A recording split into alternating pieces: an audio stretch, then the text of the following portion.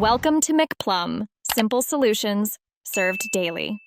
You start by identifying the exact Sony model and checking warranty so you know repair options. Next, plug in the original cable and charge the headset for 30 to 60 minutes. Low battery causes many issues. While charging, examine ear cups, headband, cable, and the 3.5 jack for frays, corrosion, or loose parts. If you spot debris, gently clean with a dry, soft brush. Once done, power the headphones on to confirm whether the issue persists before moving to deeper diagnostics. You should now isolate whether the problem is Bluetooth, firmware, or hardware.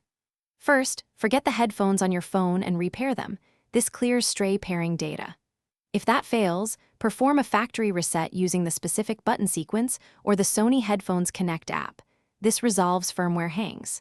Then test audio wired to bypass Bluetooth and try another phone or laptop to rule out device-specific codec mismatches. Make sure to toggle aptX/LCP's settings when possible to confirm codec-related drop. You're at the finish line. Replace simple parts first, detachable cables, ear pads, or connectors, because they fix most problems quickly. If deeper access is needed and warranty allows, open the casing carefully. Keep photos of screw and ribbon locations so reassembly is exact. If you find a torn driver or loose solder, either perform micro-soldering if skilled or opt for an authorized Sony repair to avoid further damage. Troubleshooting tip: if intermittent sound remains, test with a different cable and confirm no lint or corrosion in jacks. Thanks for watching. Stay juicy and subscribe.